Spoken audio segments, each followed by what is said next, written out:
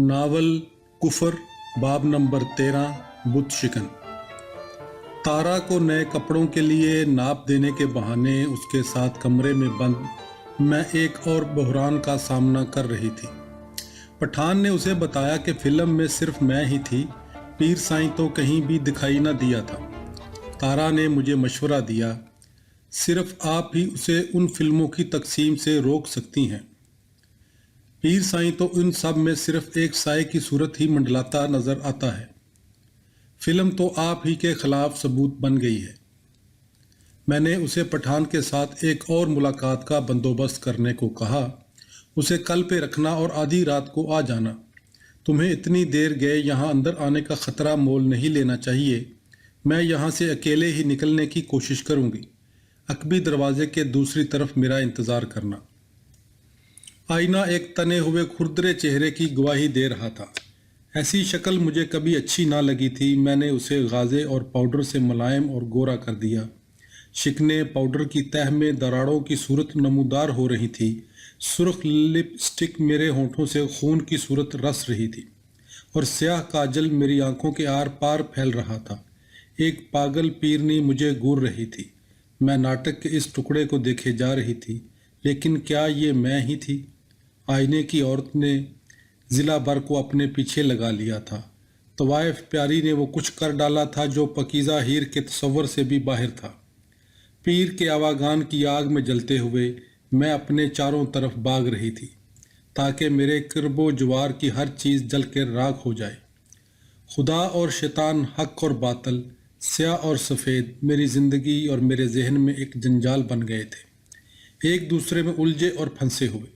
हमेशा की तरह मैंने ख्वाबगाह को अंदर से और बाथरूम को बाहर से चुटखनी चढ़ा दी, फिर तेज़ी से अकबी दरवाजे की तरफ बढ़ी। उसे लकड़ी के तख्ते लगाकर बंद कर दिया गया था। कील ठुक गए थे। मैं फंस गई थी और लौट आई। मैंने पागलों की तरह अपने चेहरे से पाउडर और गाजा खुर्च डाला। वो सब मुझे निशाना बना रहे थे। पीर को किसी ने इल्ज़ाम नहीं दिया। हर कोई मेरे हाल की बातें कर रहा था। मेरे उस माजी का तज़किरा न था जिसे उसने बर्बाद किया था। वीडियो फिल्म की तरह इन चर्चों में वो कहीं भी ना था। ज़िल्लत मेरी सोचों के बरअक्स आस्ताने पर नहीं, बल्कि मुझ पे ही नाजल हो रही थी। मेरे बेटे ने दुल्हन का जोड़ा तैयार करने का फरीज़ा हस्बे रवायत मुझे सौंपने के बजाय अपनी फूफी को दे दिया, तो मेरी इस तजलील के बारे में बहुत चैमगोइयाँ हुई। इसके बजाय वो मुझ पे चिल्लाया, तुम इस काबिल नहीं हो कि हमारे दरमियान रह सको। मेरी बीवी को तुम्हारे असर से बाहर रहना होगा। मैंने बड़े आराम से उससे पूछा, तुम उन गुनाहों को कैसे भूल रहे हो जो तुम्हारे बाप ने मुझसे करवाए? मेरे गुनाह उसके गुनाहों से बारी क्यों कर हो गए? क्या वो उन गुनाहों से भी बारी हैं जिनमें अब तुम मुलव्वस हो रहे हो? तुम मेरे बाप के बारे में झूठ बकती हो। वो जवाबन चीखा, तुम कुछ भी कर सकती हो। तुम्हारे लिए अपने बच्चों की चमड़ी के जूते बनाना कुछ मुश्किल नहीं। उसके अल्फाज मुझे दुख पहुंचा रहे थे, लेकिन उसके नज़दीक इसकी कोई अहमियत न थी। वो भौंक रहा था। मैंने उसे आवाज़ नीची रखने को कहा। मैंने कुछ नहीं किया। माजी की अफवाहें आज का मौजू बनी हुई हैं। मैं हवेली से बाहर निकलने की जुर्रत कैसे कर सकती हूँ? यहाँ की औरतों को मेरी हवेली से गैर हाजिर होने की खबर क्यों नहीं? उसने अपने पांव फर्श पर पटके, टेबल को ठुड्डा मारा और मुट्ठियाँ बिंचता हुआ मेरी तरफ लपका। तुम झूठी हो। तुम किसी गरम कुतिया की तरह इस अकबी दरवाजे से निकल के जाती रही हो, जो सिर्फ मेरे बाप के लिए मुख्तसस था। तुमने मुझे जागीरदार के सामने जलील किया। तुम हर दरवाजे पे जाके उन्हें बताती रही हो कि तुम दरगाह की इज्जत हवेली की बेगम हीर हो। मैं बोचकी रह गई। वो सब कुछ जानता था, लेकिन इसके बावजूद मैं उससे भी बुलंद आवाज़ में चिल्लाई, मैंने तुम्हें बताया था कि जागीरदार मुझे तुम्हारे बाप की मौत से पहले का जानता है। जाओ उससे पूछो। जिस औरत को तुम गालियां दे रहे हो वो अपनी माँ की गोद में नहीं, यहीं तुम्हारी दरगाह में पैदा हुई थी। मैंने अपने फ़राइज़ से बढ़कर तुम्हारे बाप को खुश रखने की कोशिश की थी। मुझे यहाँ किसी का कोई कर्ज अदा नहीं करना। वो न सिर्फ इस स्कैंडल में अपने बाप का किरदार तस्लीम करने को तैयार ना था, बल्कि वो मेरे जहन के इस अमर के एहसास को भी मिटा देने पर तुला हुआ था। तारा को हवेली के सदर दरवाजे पे रोक दिया गया। مجھے صدمہ ہوا، لیکن مصروفیات بہت زیادہ تھی۔ ہر کوئی جانتا تھا کہ راجا جی کو اس شادی کے بارے میں پیر سائیں کی دعا حاصل نہ تھی، لیکن اب اس کے اعمال کا احتساب کون کرتا؟ شاید میری ہی طرح، لیکن انجام میں وہ بھی تقدس کے اس نام نہاد حلقے کو توڑ رہا تھا۔ شاید راجا جی کا ایک مجرم سے نکاح ہی سچائی کے پھیلنے کا سبب بن جاتا۔ شاید راجا جی کا ایک محرم سے نکاح ہی سچائی کے پھیلنے کا سبب بن جاتا۔ شاید اس کا یہ فعل ہی لوگوں کی زبانوں کا رخ میری طرف سے موڑ کر آستانے کی طرف کر دیتا۔ راجا جی کا گناہ قبروں کی لمبی قطار کے دائمی سکوت کو درہم برہم کر سکتا تھا۔ گپی اور اس کی بہنیں اپنی بائی کی شادی کے لیے آئیں تو ہمارے درمیان تناؤ کی سی کیفیت رہی۔ گپی نے کہا، اماں، میری ننندیں تمہارے متعلق بہت بری بری باتیں کرتی ہیں۔ وہ ایسی باتیں کرتی ہیں کہ شرم سے ڈوب جاتی ہوں، اور ہمارے ساتھ یہ سب کیا ہو رہا ہے؟ میں نے اسے جواب نہیں دیا اور منی بھی اذیت میں تھی۔ تمہارا دفاع کرنے پر ہمارے خاوند ہمیں پیٹنے پر اتر آتے ہیں۔ اماں، ایسا کیوں ہو رہا ہے؟ میرا دل پگھلنے کو تھا، لیکن میں نے اسے کڑا کرتے ہوئے رکھائی سے انہیں کہا، اپنے جیون سے واسطہ رکھو، تم پہ تو کچھ گزری ہی نہیں، اور پھر تم بیڑوں کی طرح من مناتی ہو۔ تم ایک ایسی عورت کی بیٹیاں ہو جو اپنے خاوند کے بچھائے ہوئے کانٹوں پر زندگی بسر کر رہی ہے۔ میرے پاس کوئی دوسری راہ نہیں، ان افواہوں کو کوئی نہیں روک سکتا، میں بھی نہیں۔ گپی نے مجھ سے اتفاق کرتے ہوئے سر ہلایا اور پھر اپنی بہنوں کو تفصیل بتائی۔ ان دونوں نے بھی سر ہلائے، لیکن میں جانتی تھی کسی کو کچھ سمجھ نہیں آئی ہوگی۔ ماں اور بہنیں پہنچ گئیں۔ میرے کمرے کی تنہائی میں ماں نے روتے روتے اپنی چھاتی پیٹ ڈالی۔ میری بچی، تم نے یہ اپنے آپ سے کیا کر لیا ہے؟ تم نے ہم سے کیا کر ڈالا؟ تمہارا خاوند زندہ تھا تو اس کے مرتبے کے سائے ہمارے آنسوؤں کو چھپانے کے لیے کافی تھے، لیکن ہم ان اذیتوں کو خاموشی سے سہتے رہے۔ اب تم اس کی غلاظتیں ہم پہ پھینک رہی ہو، تم دیکھتی نہیں وہ میں نے بکی بچوں کو تمہاری زندگی کے خطرناک سایوں سے کیسے دور رکھا؟ اب تم نے اپنا سارا گند یکا بارگی ہمارے درمیان لا پھینکا ہے۔ اگرچہ بائی نے ان گلی کوچوں میں پھیلی شرمناک کہانیوں کا تذکرہ نہیں کیا جہاں میرا بچپن گزرا تھا، لیکن مجھ سے ملتے ہوئے وہ اسی ذہنی تناؤ کا شکار تھا جو میری بہنوں اور بیٹیوں کے چہرے پہ مجھے نظر آیا تھا۔ باقی سب کی طرح بائی بھی میری دشواریوں اور مصائب کو سمجھنے پہ تیار نظر نہیں آ رہا تھا۔ ماں کی طرح وہ بھی سمجھتا تھا کہ پیر سائیں کی موت کے بعد اس کے شیطانی اعمال کا تذکرہ نہیں ہونا چاہیے تھا۔ سخی بی بی بھی آن پہنچی، اس آتش زدگی کے بعد جس نے اس کی زندگی تباہ برباد کر ڈالی تھی۔ وہ پہلی دفعہ حویلی میں آئی تھی، اگرچہ وہ اس کا ذکر نہیں کر رہی تھی، لیکن اس کی جلی ہوئی کھال نے اس کے چہرے، ہاتھوں اور پاؤں پر بڑے گہرے انمٹ اور تیز نقوش چھوڑے تھے۔ میں نے تصور میں آگ کی یہی چھاپ اور ٹھپا اس کے باقی پورے بدن پہ محسوس کیا۔ میرے لیے وہ پہلے کی طرح گرم جوشی نہ تھی، بلکہ اس کے لہجے میں مخالفت اور ناراضگی کا شائبہ تھا۔ میں نے تمہارے بارے میں بہت سی کہانیاں سنی ہیں۔ تم اپنا بڑھاپا اللہ کے حضور جھکتے ہوئے ایک ظالم خاوند سے نجات کے شکرانے ادا کرتے بسر کر سکتی تھی، لیکن اس کے بجائے لوگ تمہیں ایک بڑی اور داغدار شہرت والی عورت کے نام سے یاد کر رہے ہیں۔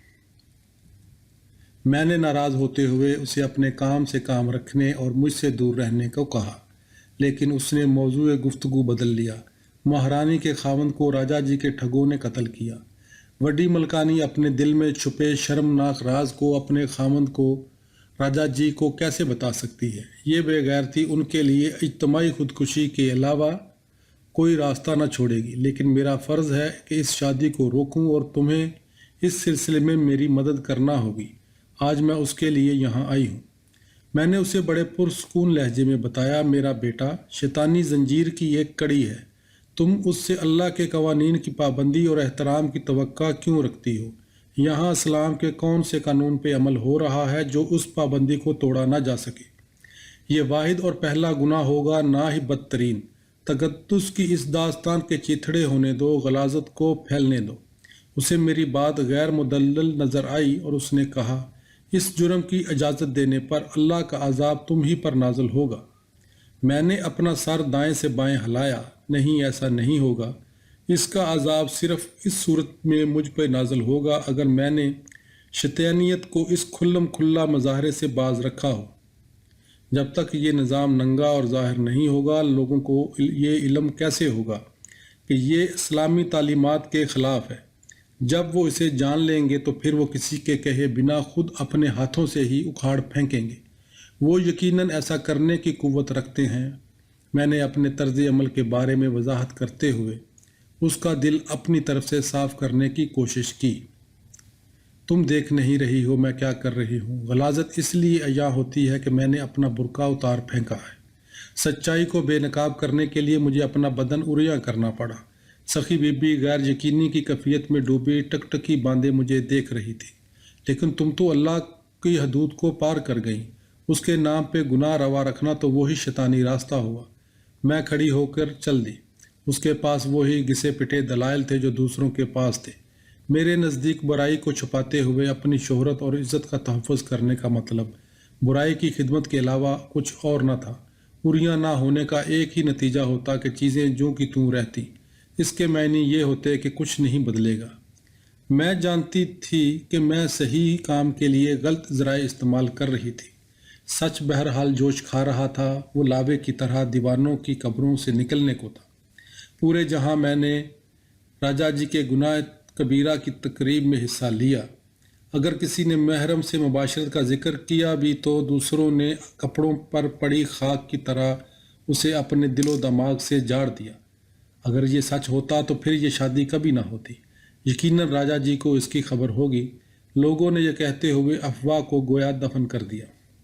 مہارانی گھر کی بیگم بن گئی تو میں اپنے بیٹے کے حق اور مخالفت دونوں میں زار و قطار رو دی۔ دلہن کو مجھ سے دور رہنے کو کہا گیا۔ میں اس تذلیل بھی یہ سوچتے ہوئے پی گئی کہ مہارانی بھی بہرحال اس زنجیر کی ایک کڑی تھی جس نے بالآخر اس مقدس داستان کا گلا گھونٹنا تھا۔ تارا علیل تھی۔ یہ اطلاع میرے ذہن کو چوکور پنجرے میں لے آئی۔ خوف کے پرانے احساسات کو جھٹکتے ہوئے میں نے ایک بااعتماد نوکرانی کے ذریعے اسے کئی پیغام بھجوائے، لیکن یہی پتہ چلتا کہ وہ اس قابل نہ تھی کہ جواب دے سکتی۔ میرے جوش اور جذبے ماند پڑ گئے۔ اپنے خامن سے انتقام لینے کی میری خواہش حمل کے پہلے مہینے میں اچار کھانے کی زبردست خواہش کی طرح اچانک غائب ہو گئی۔ تارا کی غیر حاضری نے مجھے مفلوج کر دیا۔ مسکن دعایات لیے میں پورا دن سوئی رہتی اور جب آنکھ کھلی تو میں کچھ اور لے لیتی تاکہ جو وقت بچ گیا تھا اس کے عذاب سے محفوظ رہ سکوں۔ امڑتی ہوئی نفرت نے مجھے جنگلی جانور بنا دیا تھا۔ کسی زخمی پرندے کی طرح میں بنا سمت اڑ گئی تھی، لیکن ایسی پرواز کو جاری رکھنا مشکل تھا۔ راجا جی نے مجھے زمین پہ گرا دیا تھا۔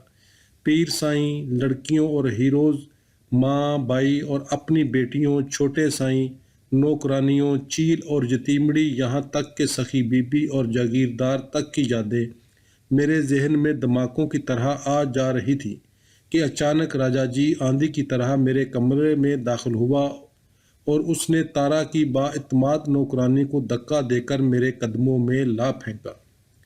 راجا جی نے اپنے باپ کی جگہ لے لی تھی، ستواں اور کسی درخت کی طرح لمبا، اور اسی کے سے ابروؤں کو الگ کرتی غصے کی وہی گہری شکنیں۔ اس کی آنکھوں میں اسی عجیب سی روشنی کی چمک تھی۔ سر اٹھائے بنا وہ اوپر دیکھ سکتا تھا۔ اس کے ہونٹ ایک سیدھی پتلی سی لائن پر مشتمل تھے۔ اس کا باقی چہرہ سیاہ بالوں سے ڈھکا ہوا تھا۔ اس کے ہاتھوں میں وہی تسبیح ہوتی۔ اس کی آواز سے میں چونک اٹھتی اور ماضی کی یادوں سے نکل کے حال میں داخل ہو جاتی۔ اس کے پاس، اپنے بیٹے کے پاس۔ میں اس جگہ کے سیاہ و سفید کا مالک ہوں۔ کسی عورت، خصوصاً میری ماں کو یہ گمان نہیں ہونا چاہیے کہ کوئی چیز مجھ سے چھپی رہ سکتی ہے۔ اس نے خوفزدہ نوکرانی کو ٹھڈا مارتے ہوئے کہا۔ رنگے ہاتھوں پکڑے جانے پہ میں نے رحم کی بھیک مانگی۔ تمہارے باپ نے میری زندگی تباہ کر ڈالی تھی، اس نے ہم سب کو تباہ و برباد کر ڈالا۔ میں نے کچھ نہیں کیا، یہ پرانی افواہیں ہیں، لوگ ماضی کی باتیں کر رہے ہیں۔ میں اس کے پاؤں پر گر گئی۔ اس نے مجھے پرے بھی نہ ہٹایا۔ میرے باپ نے تمہیں ننگا کر کے گاؤں کی گلیوں میں گھماتے ہوئے کبھی میری ماں کے طور پر متعارف نہیں کروایا تھا۔ اسے جو بھی علت تھی اس نے اسے ہم سے دور ہی رکھا۔ اس نے اپنی کوئی غلاظت اپنے وارثوں پہ نہیں پھینکی۔ اگر وہ خود غرض تھا تو صرف تمہارے لیے، لیکن تم ہم سب کے خلاف خود غرض ثابت ہوئی ہو۔ میں اپنی اگلی نسلوں کو تمہارے سائے سے ضرور بچاؤں گا۔ میں نے وعدہ کیا کہ میں آئندہ اس کے لیے کبھی باعث شرم نہ بنوں گی۔ میں نے اسے درگزر کرنے کو کہا لیکن وہ جانے کے لیے اٹھ کھڑا ہوا۔ میں نے اس کی منت کی، مجھ سے منہ مت موڑو، میں وعدہ کرتی ہوں درگاہ پہ میری وجہ سے کوئی دبا نہ لگے گا۔ میں ہمیشہ اس دعا میں مصروف رہوں گی کہ فضا میں جن سکینڈلوں کا چرچا ہے، اپنی موت آپ مر جائیں۔ مجھے صرف ایک موقع دے دو، میں بہت اچھی ماں ثابت ہوں گی۔ دروازے میں قدم رکھتے ہوئے اس نے اعلان کیا، تمہاری شریک کار کنجری مر چکی ہے۔ تارا مر گئی تھی۔ تارا۔ میں نے اپنے دل کو کسی اتھاہ گہرائی میں گرنے سے تھام لیا۔ دھکا اور دکھ برابر کے تھے۔ میرے دکھوں اور اذیتوں کے حصار کو توڑتے ہوئے وہ پھر بولا، مرنے سے پیشتر وہ سب کچھ اگل گئی۔ میں جانتا ہوں کسی عورت سے سب کچھ کیسے اگلوایا جا سکتا ہے۔ وہ دالان میں پہنچ چکا تھا جب میں نے اسے واپس بلوایا۔ اب وہ کمرے کے درمیان کھڑا تھا اور میں الماری سے چیزیں نکال کے پھینک رہی تھی۔ پیر سائیں نے تمہاری ماں یا تم لوگوں کی عزت کے تحفظ کے لیے کبھی کچھ نہیں کیا۔ سب جانتے ہیں کسی سے کچھ بھی چھپا ہوا نہیں، لیکن ان میں سے کسی میں اتنی جرت نہیں کہ اس کے بارے میں کچھ کہہ سکے۔ اگرچہ میں جانتی تھی کہ میرے پاس موجود شہادت اور گواہیاں صرف مجھے ان معاملات میں ملوث کر رہی تھی اور اس کے باپ کے خلاف یہ کوئی ثبوت نہ تھا، لیکن میں نے پھر بھی ویڈیو فلمیں اٹھا کے اس کی آنکھوں کے سامنے جھونک دی۔ تم مجھے بے عزت کرنا چاہتے ہو، اپنی بیوی کے ساتھ بیٹھو جو تمہاری بہن بھی ہے، اور وہ فلمیں دیکھو جو تمہارے باپ نے تمہاری ماں کی بنائی تھی۔ تم بہت سے ان مردوں کو دیکھو گے جنہیں میں نہیں جانتی، لیکن تم پہچان لو گے۔ راجا جی نے میرے ہاتھ سے فلمیں چھین لی۔ پھر اس نے جو کچھ کہا وہ میرا دم گھونٹ دینے کے لیے کافی تھا۔ وہ کنجری مجھے پٹھان کے پاس لے گئی۔ میں نے اس حرام زادی کا کچومبر نکال دیا۔ اللہ کے فضل سے میرے والد کا ان فلموں سے کوئی تعلق نہیں بنتا۔ وہ ان میں کہیں بھی نظر نہیں آ رہا۔ میری ماں ہی ایک بے غیرت نکلی۔ وہ آہستہ آہستہ باہر نکل گیا۔ اس سائے کے متعلق کیا خیال ہے جو ہر وقت ہر شے پہ لہراتا رہتا ہے؟ وہ کون ہے؟ میں انتہائی بے قراری سے اس کے عقب میں چلائی۔ وہ یوں رکا جیسے کسی نے پیچھے سے اینٹ مار دی ہو، لیکن پھر وہ چل دیا، کیونکہ سایوں کو کون خاطر میں لاتا ہے۔ میری چیخیں سنتے ہوئے حویلی کی ساری عورتیں میرے کمرے کے دروازے تک چلی آئیں۔ میں نے انہیں گالیاں دیتے ہوئے واپس کر دیا۔ تارا جا چکی تھی۔ اب مجھے کسی اور کی کوئی ضرورت نہ تھی۔ یہ تصور کرتے ہوئے کہ اس نے کسی ظالمانہ طریقے سے اس پر تشدد کیا ہوگا، مجھے جرجری سی آئی، ورنہ تو یہ ممکن ہی نہ تھا کہ وہ اسے پٹھان کی شناخت میں مدد دیتی۔ جرجری مجھے اس سوچ پہ آئی کہ راجا جی میرے بارے میں سب کچھ جانتا تھا۔ صبح خاکستری اور نا امیدیوں سے پر تھی۔ دیواریں مجھے دبا لینے کو آ رہی تھی۔ میری دنیا پھر چوکور ہو گئی تھی۔ میرے بچے مجھ سے اور بھی دور ہو گئے تھے۔ اتنی دوری تو موت بھی پیدا نہ کرتی۔ عجیب بات ہے، پیر سائیں کی زندگی میں چیزیں پھر بھی بہتر تھی۔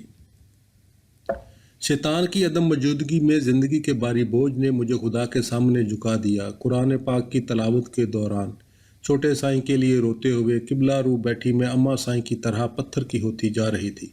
مہارانی حاملہ ہو گئی اور میرا بیٹا جس نے یہ غلاظت پھیلائی تھی اپنے آپ سے ایک التوا میں رکھا سوال پوچھنے پہ مجبور ہو گیا۔ وہ اس کا کیا ہوتا، باپ یا ماموں؟ جب یہ گنونا گناہ اس کے دماغ میں کیڑے کی طرح سرایت کر گیا تو چیختے چلاتے اس نے بیوی کو اپنے سے دور کر دیا اور اس خوفناک حقیقت کے پیش نظر شراب میں ڈوب گیا۔ جب اس سے بھی سکون نہ ملا تو اس نے نگاہ میں آنے والی ہر نوجوان نوکرانی کے بازوؤں میں گم ہونے کی کوشش کی، نہیں تو وہ کمرے میں بند ہو کے اپنی پوری آواز کے ساتھ ماں اور بیوی کو گالیاں نکال رہا ہوتا، اور حاجت مند گہرے صبر کے ساتھ درگاہ پہ نہ صرف اس کے منتظر ہوتے بلکہ اس تب سے اس کی صحت یابی کے لیے دعائیں کر رہے ہوتے جس نے اسے گرفت میں لے رکھا تھا۔ مہارانی کے رحم پر برائی کے بڑھتے ہوئے بیج نے وڈی ملکانی کو اذیتیں دے دے کر موت کے حوالے کر دیا۔ چھوٹی ملکانی اپنے اوپر گرتے مصائب اور غموں کے پہاڑ کے نیچے دبی واویلا کرتی رہی۔ ہمیں کیا ہو گیا ہے؟ ہم پہ کسی شیطانی روح کا قبضہ ہو گیا ہے۔ ایسا کیوں ہو رہا ہے؟ یہ کیا ہے؟ وہ ہر اس عورت کے سامنے روتی پیٹتی جو اس کی بہن کی تعزیت کے لیے اس کے باہر کیسے جا سکتی تھی؟ اس کے پاس پہنچتی سخی بی بی نے وہ راز اگل دیا جو وڈی ملکانی اپنے دل میں لیے قبر میں اتر گئی تھی۔ چھوٹی ملکانی اپنے خامند کو بتانے کے لیے دوڑی گئی اور جواباً اس کا خامند وڈی ملکانی کے رنڈبے کو بتانے دوڑا۔ ہمارے بچے ہمارے نہیں، نہ مہاراجہ تمہارا بیٹا تھا اور نہ مہارانی میری بیٹی ہے۔ بھائیوں نے مایوسی اور افسوس کے عالم میں اپنے سر دیواروں سے پھوڑ لیے، ان کی عزت اور غیرت ہاتھوں سے نکل گئی تھی۔ دکھ اور مایوسی میں ڈوبے ہوئے ان دونوں نے اپنی نبضیں کاٹ لیں اور خون بہہ جانے سے موت کے گھاٹ اتر گئے۔ چھوٹی ملکانی کی میت بھی ان کے پیچھے پیچھے قبرستان پہنچ گئی۔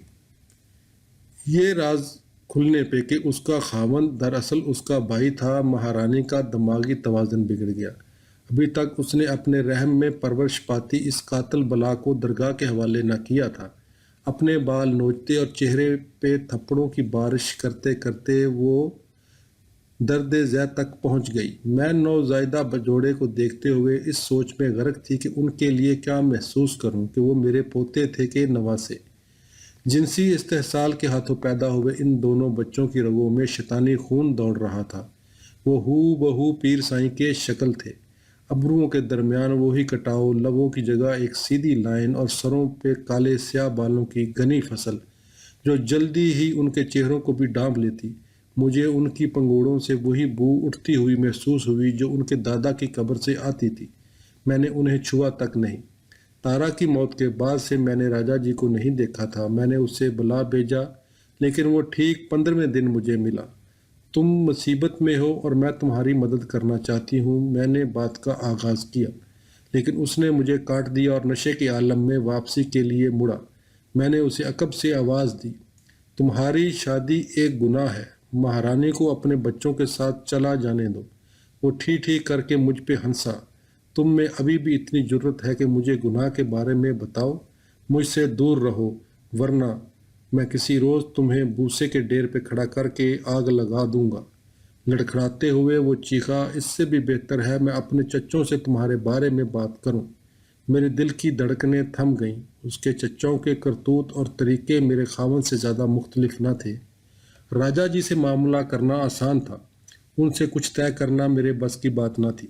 کچھ دیر لگائے بنا راجا جی اپنے چاروں چچاؤں کے ساتھ اماں سائیں کے کمرے میں آ پہنچا۔ دائی نے انہیں چائے پلاتے ہوئے ان کی بات چیت سنی، ورنہ اسے جاننے کا اور کوئی ذریعہ نہ ہوتا۔ کئی مہینوں کی قید و بند کے باوجود میرے بارے میں پھیلی افواہوں میں کوئی کمی نہ آئی تھی۔ راجا جی کی شادی کے معاملے کو بھی اس میں گڈ مڈ کر دیا گیا اور اس میں اس کے سسرال والوں کی اموات اور اس کے بچوں کی مکروہ بدبو کے قصے بھی شامل ہو گئے تھے۔ لیکن بائی تو صرف میرے خلاف غصے میں بھرے ہوئے تھے۔ اس سے پہلے کبھی بھی ہمارے جیسے ممتاز اور مقدس خاندان کی یوں بے عزتی نہیں ہوئی۔ اس سے زیادہ مہیب اور بھیانک کچھ اور نہیں ہو سکتا۔ آج ہم پیروں کی بجائے چوروں کی طرح آ جا رہے ہیں، پھر جلد ہی ہم مقدس گنبدوں کی بجائے سکینڈلوں کے بوجھ تلے دفن کیے جا رہے ہوں گے۔ راجا جی کے الفاظ نے میرا دل چور چور کر ڈالا۔ اگر وہ میرے ہاتھوں سے ہلاک ہوئی تو مجھے بے پناہ مسرت حاصل ہوگی۔ وہ اپنے اس چچا کو قتل کیوں نہیں کرتا جس نے پوری زندگی ایک محرم بلکہ اپنی بیٹی سے مباشرت میں گزار دی تھی؟ مجھے خیال آیا، لیکن اس کے بجائے اس کے اسی چچا نے میرے بیٹے کے انتہا پسندانہ جذبات کی نفی کرتے ہوئے کہا، موت لوگوں کی یادداشت کو اپنے ساتھ بہا تو نہ لے جائے گی، سکینڈل تو جنگل کی آگ کی طرح پھیلتے ہیں، لوگ ان گھروں کی فہرستیں بنا رہے ہیں جہاں جہاں وہ اس کنجری تارا کے ساتھ گئی تھی۔ وہ اپنے اپنے گھروں کی فہرستیں بنا رہے ہیں جہاں جہاں وہ اس کنجری تارا کے ساتھ گئی تھی۔ وہ اپنے اپنے قصے کہانیوں کے تبادلے میں مصروف ہیں۔ زری دواؤں کے چور چچا نے اپنے سر ہلاتے ہوئے کہا، یہ ناممکن ہے، وہ حویلی سے باہر کیسے جا سکتی تھی؟ لیکن عیاش طبع معاملے کو شک کے حوالے کرنے کے جرم میں اس پہ چڑھ دوڑا۔ آگ کے بغیر دھواں کہاں اٹھتا ہے؟ جڑوں کے بغیر کوئی چیز بڑی نہیں۔ میں بے بسی لیکن غصے کے عالم میں یہ سوچ رہی تھی، یہ لوگ اپنی اپنی حویلیوں سے اٹھتے بدبودار دھوئیں کو کیوں نہیں دیکھتے تھے؟ راجا جی ان سب کو پیر سائیں کے ساتھ اس کی خوابگاہ میں آنے والے ہیروز کے بارے میں کیوں نہیں بتا رہا تھا؟ اس سائے کے متعلق بات کیوں نہیں ہو رہی تھی جو فلموں کے پس منظر میں لہراتا دکھائی دیتا تھا؟ بھائی اس بحث میں الجھے ہوئے تھے کہ ان کی ناک کے عین نیچے یہ کہانی کیسے پھیل گئی، اس کی حوصلہ افزائی کس نے کی، کس نے اسے بیان کیا اور اس نے اسے نہ ختم ہونے کے لیے پھیلنے میں مدد دی۔ کچھ صحیح کچھ غلط، مگر لوگوں کے نام دڑا دڑ لیے جا رہے تھے، اور جب بات لوگوں کی زبان پہ چڑھ جائے تو ایسا تو ہوتا ہی ہے، لیکن ان سب کے باوجود وہ حقائق جاننے کے لیے ذرہ برابر بھی دلچسپی ظاہر نہیں کر رہے تھے، خصوصاً ان لمحات میں جب ان کی مملکت کے بدحال جھونپڑوں میں ان کا تقدس ایک بڑا سوال بن چکا تھا، اور ان کا یہ رویہ بڑا حیران کن تھا۔ انہوں نے میرے بیٹے کو یہ مشورہ دیا کہ وہ مجھے پاگل قرار دے کے کمرے میں بند کر دے، اگر تم ایسا نہیں کرو گے تو یہ ہمیں کرنا ہوگا۔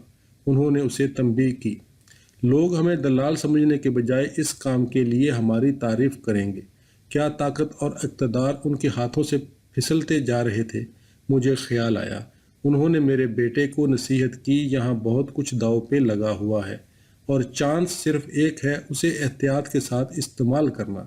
کیا مقدس پابندیوں کو واپس لیا جا رہا تھا؟ میں حیران تھی۔ درگاہ کی قوت ایک بار پھر زیر بحث آ گئی۔ اس پہ کوئی سوال اٹھ گیا تو یہ ختم ہو کے رہ جائے گی۔ ذلت کو بے دردی میں بدل دو ورنہ تمہیں بے دخل کر دیا جائے گا۔ اس کے چچاؤں نے اپنا دھمکی امیز فیصلہ سنا دیا۔ راجا جی کا چہرہ یہ سنتے ہی لال ہو گیا۔ بی بی جی تم تو ختم ہو چکی، دائی نے پیشن گوئی کی۔ اب تمہاری مدد کون کرے گا؟ نہ ہی کوئی کر سکتا ہے۔ راجا جی غصے کے عالم میں اکیلا ہوتا تو اس سے زیادہ خوف نہیں آتا تھا، اب تو خاندان کے بڑے ملوث ہو گئے، میں جو میرے مالک سے کہیں زیادہ بے رحم ہے۔ میں خوش تھی کہ گنبد گرنے کو تھا، لیکن ساتھ ہی مجھے یہ بھی یقین تھا کہ وہ مجھے بھی ساتھ ہی لے مرے گا۔ میں نے یہ سب کچھ بتانے پہ دائی کا شکریہ ادا کیا۔ اس نے اپنے آنسوؤں کے دبوں والا چہرہ صاف کیا، مجھے دعا دی اور چل دی۔ اس کے پیچھے میں یہ سوچتی رہ گئی کہ شاید اگر میں آج اپنی سب ہی بد نصیبیوں کو گلے لگا لوں تو کل خوش نصیبی مجھے آن لے گی اور میں ایک بار پھر سے پر امید ہو جاؤں گی۔ اب تو میں سخت نا امیدی کا شکار تھی۔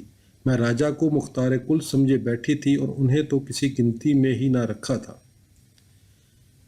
جن کے وجود کو میرے وجود سے خطرہ تھا۔ میں نے روایت شکنی کی راہ اختیار کی تھی اور اب آستانے کی ساری قوتیں میرے خلاف صف آرا ہو گئی تھی۔ میں جانتی تھی کہ الماری میں رکھی شراب ختم ہو چکی تھی، لیکن پھر بھی میں ایک جام کے لیے دوڑی پھری اور اپنے آپ کو نتائج سے خوفزدہ ہو کے رہ جانے کے بجائے مسائل کا حل ڈھونڈنے پر مجبور کیا۔ میرے دیوروں کے چہرے میرے ذہن کے پردے پہ آئے اور گئے۔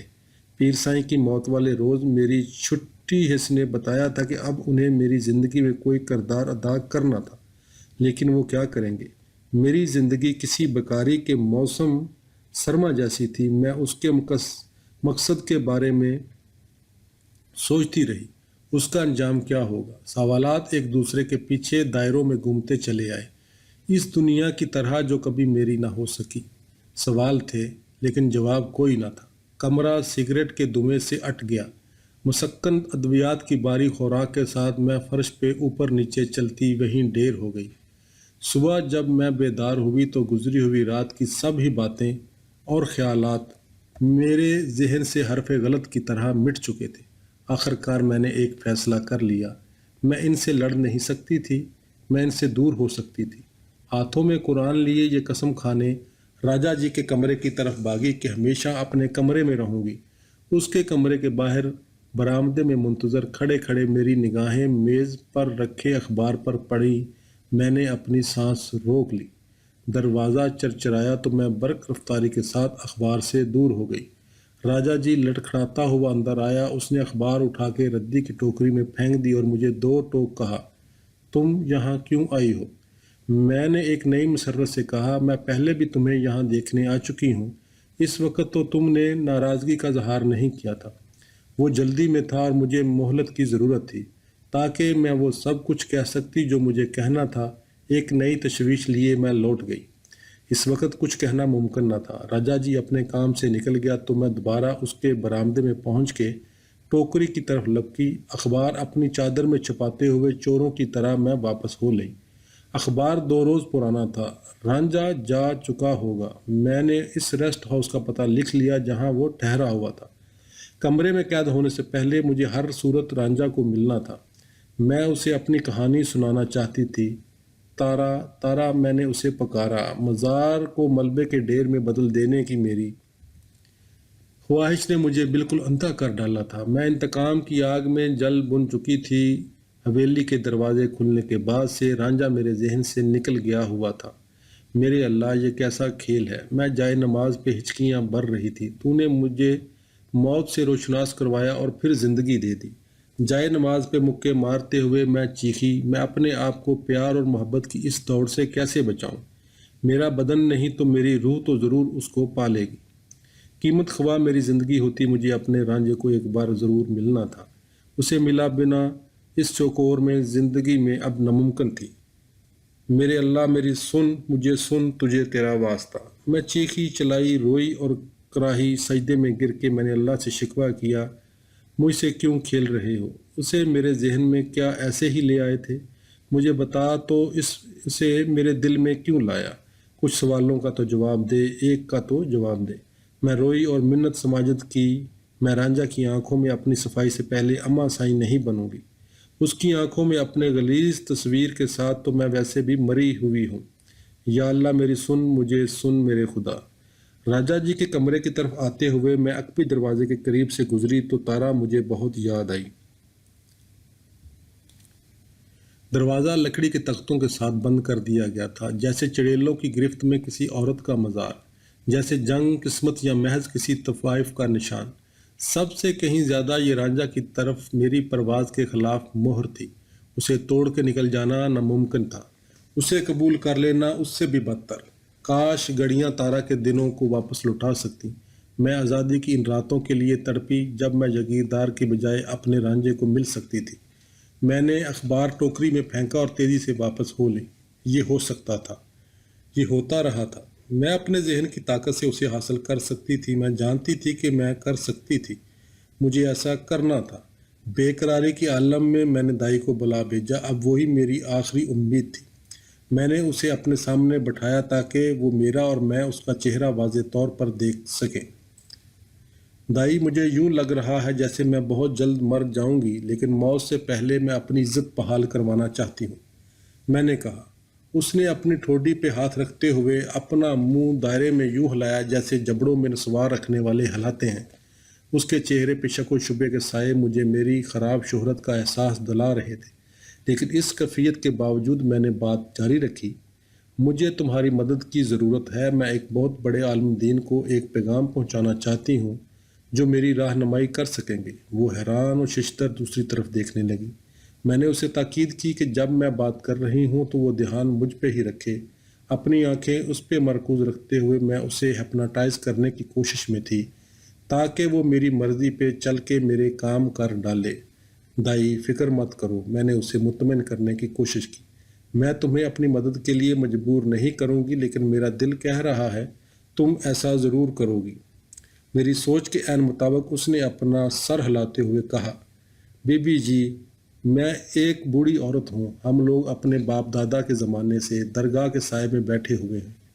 مجھ سے کوئی ایسی چیز مت مانگنا جو میرے بڑوں کی روحوں کے لیے بے وفائی کا تانا بن جائے اور میں زندگی کے آخری دنوں میں ان کے غیظ و غضب کا نشانہ ہو جاؤں۔ وہ تو جیتے جاگتے میری کھال اتار دیں گے۔ ہاتھ جوڑتے ہوئے اس نے التجا کی، خدا کے لیے مجھے اس کام سے معاف رکھو، ہم دونوں قتل ہو جائیں گی۔ اللہ خود تمہاری عزت اور دل کا سکون لوٹا دے گا۔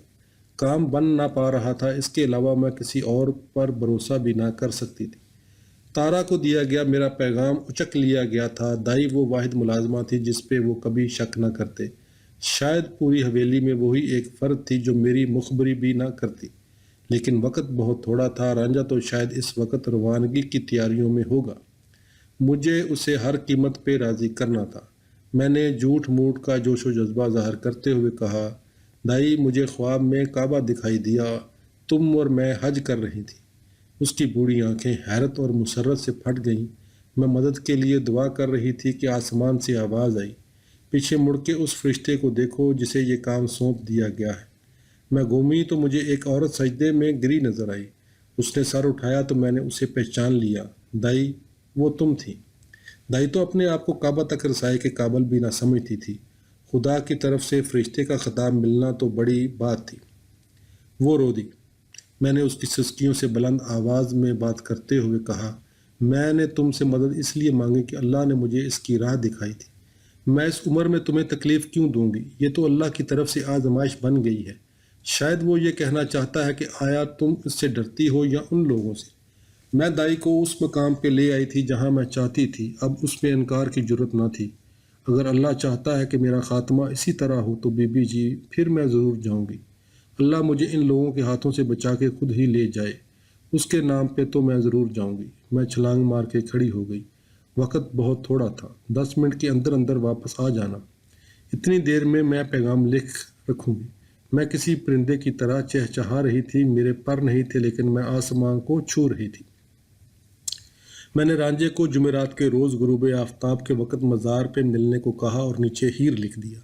ریسٹ ہاؤس ہم سے بہت دور نہ تھا، دائی بڑے آرام سے 15 منٹ کے اندر وہاں پہنچ سکتی تھی۔ اس کے جانے کے بعد ہی مجھے خیال آیا کہ میں نے بھی پیروں کی طرح ہی اللہ کے نام کو استعمال کر کے کسی معصوم کو قابو کیا تھا۔ اسے گئے بہت دیر ہو چکی تھی۔ ہتھیلیوں کو آپس میں رگڑتے رگڑتے میں کمرے میں اوپر نیچے چلتی رہی۔ آخر کار دروازہ کھلا اور دائی اندر داخل ہوئی۔ تم نے انہیں ڈھونڈ لیا؟ کیا وہ وہیں تھے؟ اس نے اپنا سر ہلاتے ہوئے میری امیدوں پہ پانی پھیر ڈالا۔ مجھے اس کی نامراد واپسی بہت کھلی۔ تھکی ماندی دائی نے آلتی پالتی مار کے فرش پہ بیٹھنے کے بعد سرگوشی کی، وہ دوپہر تک لوٹ آئیں گے۔ آج رات انہیں واپس جانا ہے۔ میں نے آپ کا رکا وہاں چھوڑنے کا خطرہ مول نہیں لیا۔ میں اس سوچ میں مری جا رہی تھی کہ آیا وہ دوبارہ اسے ملنے جائے گی۔ اللہ کا شکر ہے اس نے خود ہی کہا کہ میں گھنٹے بھر میں پھر آؤں گی۔ اس دفعہ وہ کامران لوٹی۔ میں ان سے ملی ہوں، اس نے کہا، اور میں خوشی سے ہنستے ہنستے دوہری ہو گئی۔ انہوں نے رکا پڑا اور سینکڑوں سوال کیے جن کے میں جواب دیتی رہی۔ وہ مجھے شک بری نگاہوں سے دیکھ رہی تھی۔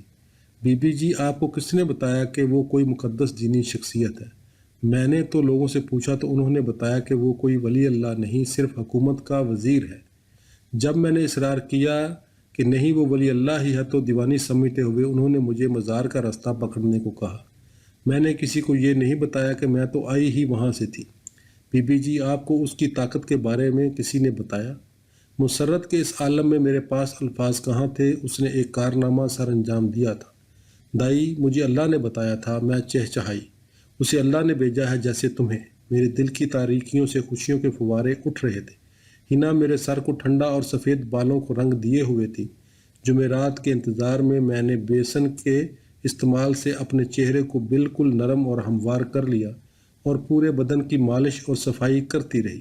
اگر دنیا انسانی قدموں میں جھک سکتی تھی تو وہ صرف ان دو پیار کرنے والوں کے ہو سکتے تھے جن کا ملن ہونے کو تھا۔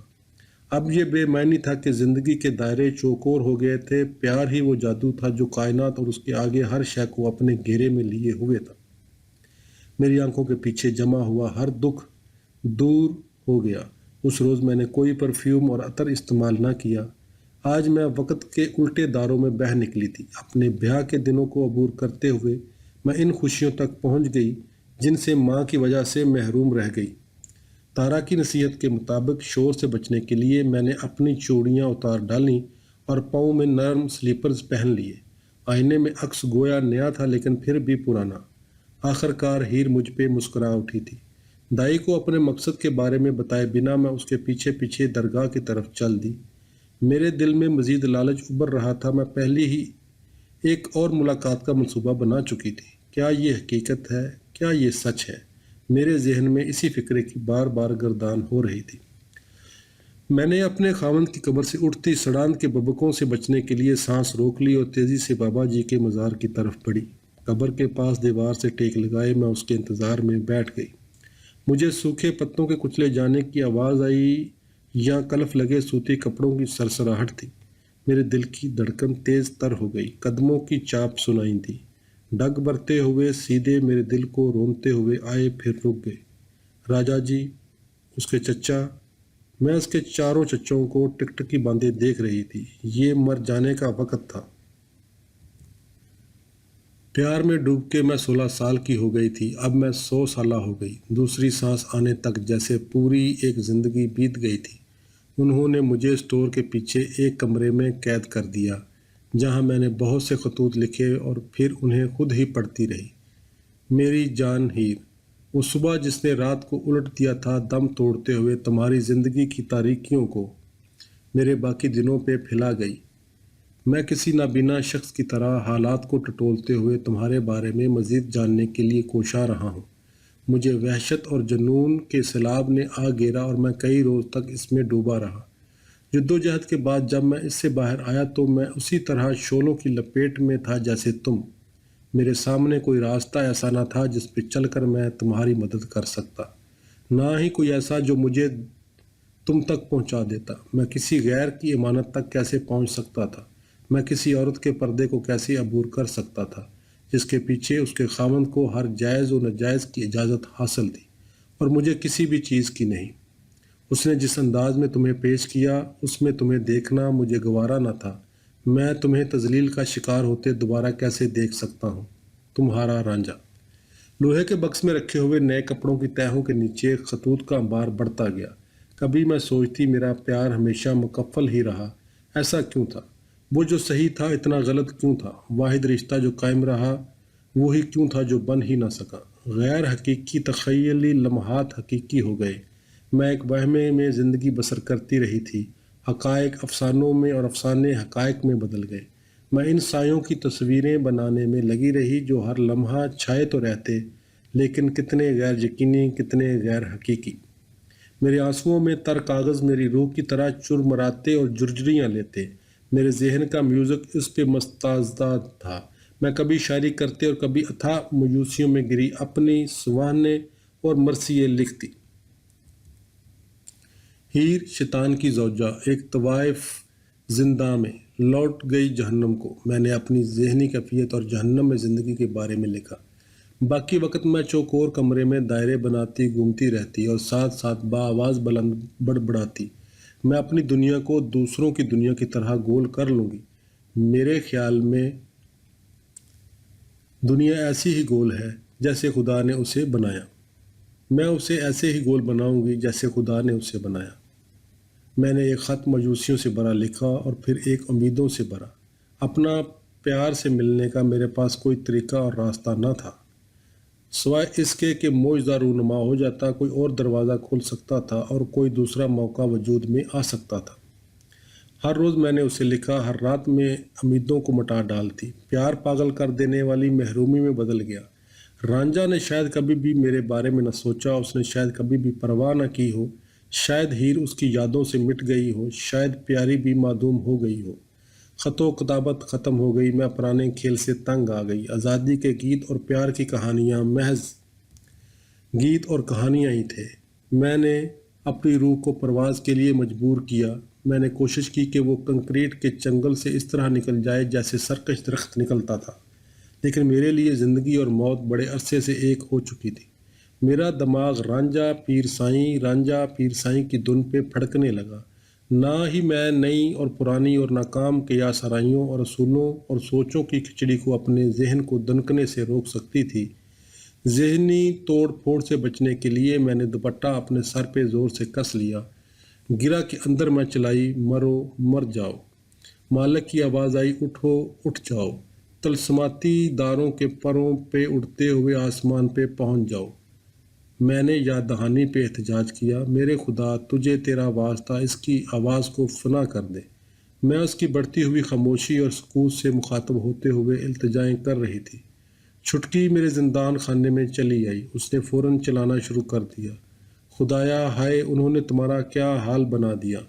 تمہیں یہاں کس نے بند کیا ہے؟ راجا جی نے تمہاری بیماری کی وجہ سے اماں کو بلا بھیجا تھا، لیکن ہمیں تمہاری بیماری کی نوعیت کا احساس نہ ہو سکا اور انہوں نے اپنی جگہ مجھے بھیج دیا۔ یہ انہوں نے تمہارے ساتھ کیا کیا؟ میرا چہرہ اپنی ہتھیلیوں میں لیے اسے چومتے ہوئے وہ مسلسل روئے چلی جا رہی تھی۔ مجھے اس میں کوئی دلچسپی نہ تھی۔ اور میں نے جیسے بہت پہلے دائی کی منت کی تھی اس کی بھی کی۔ میں کسی اور کو نہیں کہہ سکتی تھی، کیا تم مجھ پہ ایک مہربانی کرو گی؟ کیا تم میری مدد کرو گی؟ میری بہن نے سسکیوں کے درمیان قسم کھاتے ہوئے کہا، وہ میرے لیے سب کچھ کرنے کو تیار تھی۔ میرا خط ایک بڑے عالم کو مہمان خانے میں پہنچا دو اور اس کا جواب مجھے آج ہی لا دو۔ اس کا ٹھکانہ صرف 15 منٹ کے فاصلے پہ ہے۔ میں تو ایک اور موقع کے لیے بے قرار اور بے چین تھی۔ چھٹکی کسی قیمت مجھے اکیلا چھوڑنے پہ راضی نہ تھی۔ میں نے فوراً وہاں جانے کے لیے اس کی منت سماجت کی، ابھی جاؤ، انتظار کا وقت نہیں رہا، انتظار ہو نہیں سکتا۔ اگر تم نہ گئی تو میں یہیں مر جاؤں گی۔ رانجھا کے لیے ایک اور رکا اس کے ہاتھ میں تھماتے ہوئے چلائی۔ اس کے آنسو اپنے آنچل کے پلو سے خشک کرتے ہوئے میں نے اسے اپنے خط کے ساتھ باہر بھیج دیا۔ جاؤ جاؤ، جلدی کرو اور جاؤ، جلدی آنا ورنہ میں یہیں مر جاؤں گی۔ میں اس کے عقب میں چیخ رہی تھی۔ چھٹکی بھاگی۔ میں نے چھوٹی چکور کو دوسرے دائروں میں رکھا تو میرا دماغ گولائی میں چکر کھانے لگا۔ چھٹکی واپس آئی تو میری دنیا ہمیشہ کے لیے چوکور ہو گئی۔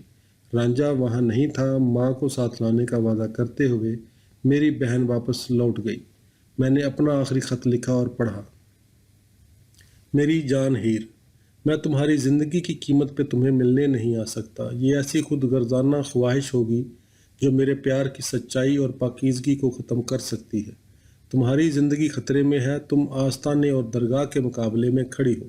تم ان کے قبے اور کتبے توڑتے ہوئے ان کے ہاتھوں کو قلم کر رہی ہو جو پاگل انسانوں کی قبروں پہ دعا کے لیے اٹھے ہوئے ہیں۔ یہ کوئی سیدھا سادہ گھریلو معاملہ نہیں۔ تمہیں شیطان کو اس کی ذاتی مملکت میں اور اس کے جہنم کن ہوتے ہوئے للکارنے کے نتائج کا اندازہ نہیں تھا۔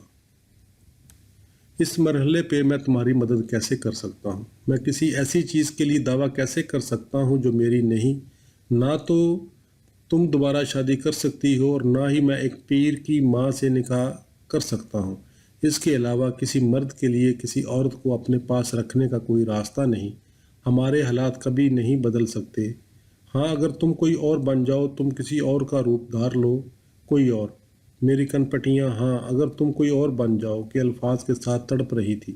کالی، تارا، طوطی، یتیمڑی، چیل اور میں، عورتیں، بہنیں، بیٹیاں، بیویاں اور مائیں بلبلے بنتے پھوٹتی جاتیں۔ ایک سوئی مجھے چبھی۔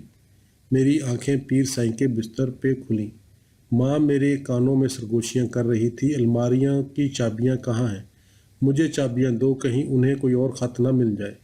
بھائی میرے اوپر جھکتے ہوئے اپنی نرم آواز میں بولا، آپا، راجا جی کے ہاتھ لگنے سے پہلے چابیاں ہمیں دے دو۔ میری آنکھیں دیکھ رہی تھی، میرے کان سن رہے تھے، میرا دماغ کام کر رہا تھا، لیکن میں نہ تو ہل سکتی تھی نہ بول سکتی تھی۔ دروازہ کھلا۔ دن کی روشنی میں میری آنکھیں چندھیا گئیں۔ راجا جی میرے سر پہ کھڑے ہوتے ہوئے گرجا، یہ نری لعنت اور خدا کا عذاب ہے۔ اس نے ہمارے خاندان کو ذلت اور رسوائی کے سوا کچھ نہیں دیا۔ میری دعا ہے کہ وہ کسی سانپ کی طرح ہمیں دوبارہ ڈسنے سے پہلے ہی مر جائے۔ دن کی روشنی نے مجھے اندھا کر دیا اور راجا جی چلا گیا۔ میں نے اپنی الماری کی چابیاں ماں کے ہاتھوں میں لٹکتی دیکھیں۔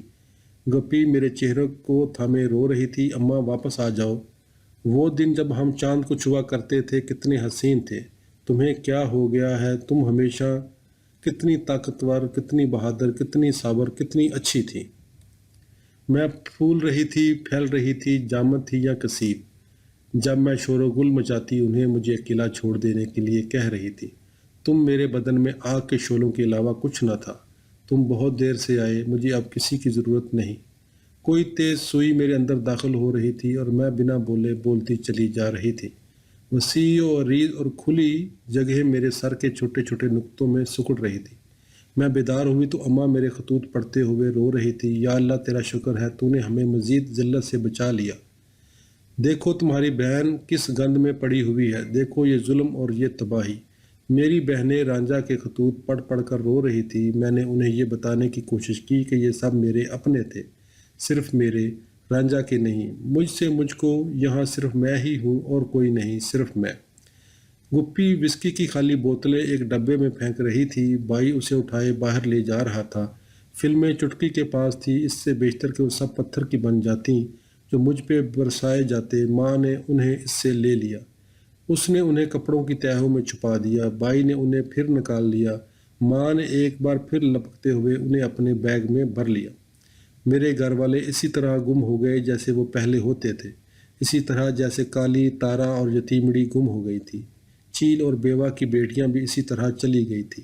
طوطی بھی کبھی واپس نہ لوٹ سکی۔ کہیں بہت دور سے میں نے اسے پکارا، طوطی کیا دوسری دنیا اس سے اچھی ہے یا بدتر؟ مالک کہاں ہے؟ اگر میں مر گئی تو کیا مجھے اس کے ساتھ رہنا ہوگا؟ نہیں نہیں نہیں، میں اپنے دل کے تاریک کنویں میں چلاتی رہی یہاں تک کہ کمرہ بقائے نور بن گیا۔ راجا جی واپس آ گیا تھا۔ بیٹھے ہی وہ ماں پر چیخا، پھر وہ بھی چلائی اور اپنا چہرہ ہاتھوں میں چھپاتے ہوئے رو پڑی۔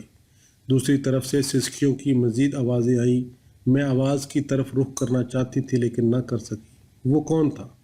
چھٹکی اور ننھی کے درمیان میں کسی اور کے ساتھ جڑی بیٹھی تھی۔ سسکیوں کی آواز وہیں سے آ رہی تھی۔ دیا کے چہرے سے، اس کے کھلے منہ سے۔ کیا دیا رو رہی تھی؟ میرا سر چکرا رہا تھا اور میری نگاہ ٹھہر نہ پا رہی تھی۔ میں نے ایک بہت بڑی گائے کو اپنے کمرے میں اوپر نیچے چکر لگاتے دیکھا۔ اسے کس نے اندر آنے دیا؟ گائے نے آواز نکالی، پھر سب اسی کی طرح کی آوازیں نکالنے لگے۔ ماں نے گائے کو چوما اور میری نگاہ ٹھہر گئی۔ منی پھر حاملہ ہو گئی تھی، پھر حاملہ، پھر حاملہ۔ ماں آنسو پوچھتے ہوئے کسی جنازے کی بات کر رہی تھی۔ کیا میں مر چکی تھی؟ سکون اور شانتی میرے سر سے کسی چشمے کے پانی کی طرح اترے، میرے بدن سے ہوتے ہوئے میرے دونوں پاؤں کی ایڑیوں کے سروں تک چلے گئے۔ زندگی دم توڑ گئی، لیکن جنت گھر جیسی کیوں تھی؟ عورتیں اندر آئیں اور اماں سائیں کی روح کے لیے بین کرنے لگی۔ موت تو اماں سائیں کے لیے آئی تھی۔ کیا یہ کوئی دن تھا، کوئی مہینہ، ایک سال، یا زندگی کے برابر کوئی عرصہ تھا؟ میں یا تو گرم دودھ کی طرح ابل رہی تھی یا برف کی طرح سرد اور منجمد۔ تصویریں اس رفتار سے گزرتی کہ مجھے یوں لگتا کہ میں سرکس کے جھولے میں تھی، کسی وقت میں آسمانوں پہ تیر رہی ہوتی۔ راجا جی طوفان کی طرح اندر آیا اور اس نے رانجھا کے متعلق کچھ کہا۔ مجھے یاد آیا میں اس سے کتنا پیار کرتی تھی۔ اس کے بعد کیا ہوا؟ میں نے کچھ اور سوچنے کے لیے اپنی یادداشت پر زور دیا، لیکن وہاں کچھ بھی نہ تھا۔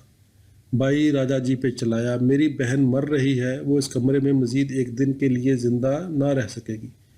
راجا جی قبروں اور موت کا ذکر کرتے ہوئے چیخا، اگر یہ مر گئی تو اس قابل نہ ہوگی کہ اسے ہمارے قبرستان میں جگہ مل سکے۔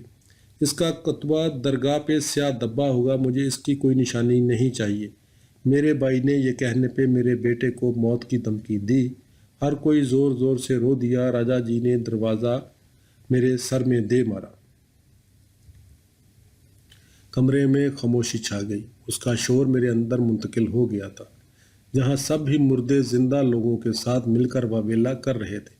ماں کالی کی طرح دکھ درد کا اظہار کر رہی تھی۔ میں یہاں ہیر کے ساتھ ٹھہر سکتی ہوں، وہ اسے جانے نہ دے گا، ہمارے پاس کوئی اور چوائس نہیں، ہم سب یہیں اس کے پاس رہ سکتے ہیں۔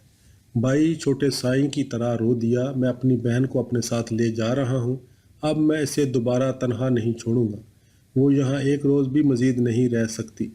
چھٹکی طوطی کی طرح چیخی، راجا جی اسے جانے نہیں دے گا، ہمیں یہیں اس کے پاس رہنا ہوگا۔ بھائی طوطی کے بلوچ کی طرح گرجا، پھر کہیں گے وہ مر گئی ہے، کیا وہ مر ہی نہیں گئی؟ ہم اس کی موت کا اعلان کر کے اسے اپنے ساتھ لے جائیں گے، ہم اسے نئی شناخت دے کے کوئی اور بنا دیں گے۔ میرے دل کے تاریک کنویں میں روشنی سی بھر گئی۔ اگر تم کوئی اور ہو جاؤ، اگر تم کوئی اور ہو جاؤ، میرے کانوں میں یہ الفاظ بار بار گونجنے لگے۔ نہ پیر کی بیوہ، نہ پیر کی ماں، بلکہ کوئی اور۔